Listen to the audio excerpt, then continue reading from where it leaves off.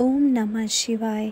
शिव पुराण का दूसरा अध्याय देवराज को शिवलोक की प्राप्ति, चंचुला का संसार से वैराग्य बताता है। श्री शौनक जी ने कहा, आप धन्य हैं सूत जी, आप परमार्थ तत्व के ज्ञाता हैं। आपने हम पर कृपा करके हमें यह अद्भुत और दिव्य कथा सुनाई है। भूतल पर इस कथा के समान कल्याण का और कोई साधन नहीं है। आपकी कृपा से यह बात हमने समझ ली है। सूत जी, इस कथा के द्वारा कौन से पापी शुद्ध होते हैं, उन्हें कृपा पूर्वक बताकर इस जगत को कृतार्थ कीजिए। सूत जी बोले, मुने, जो मनुष्य पाप, दुराचार तथा काम, क्रोध, मद, लोभ में निरंतर डूबे रहते हैं, वे भी शिव पुराण पढ़ने अथवा सुनने से शुद्ध हो जाते हैं तथा उनके पापों का पूर्णतया नाश हो जाता है। इस विषय में मैं तुम्हें एक कथा सुनाता हूँ।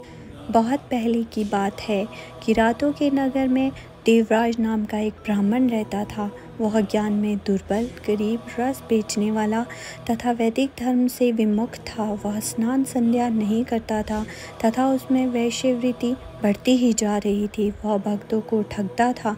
उसने अनेक मनुष्यों को मारकर उन सब का धन हड़प लिया था। उस पापी ने थोड़ा सा भी धन धर्म कर्म के काम में नहीं लगाया था। वह वैश्यगामी तथा आचार भ्रष्ट था। एक दिन वह घूमता हुआ दैव योग से प्रतिष्ठानपुर जूसी प्रयाग जा पहुंचा।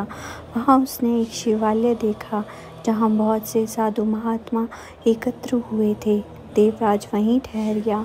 वहां रात में उसे ज्वर आ गया और उसे बड़ी पीड़ा होने लगी।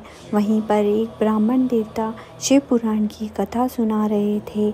ज्वर में पड़ा देवराज भी ब्राह्मण के मुख से शिव कथा को निरंतर सुनता रहता था।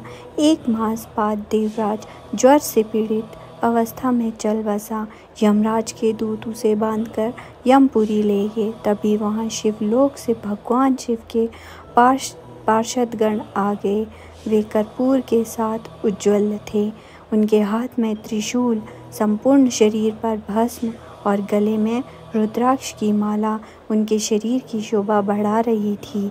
उन्होंने यमराज के दूतों को मार पीट कर देवराज को यमदूतों के चंगुल से छुड़ा लिया और वे उसे अपने या अद्भुत विमान में बिठाकर जब कैलाश पर्वत पर ले जाने लगे तो यमपुरी में कोलाहल मच गया, जिसे सुनकर यमराज अपने भवन से बाहर आए।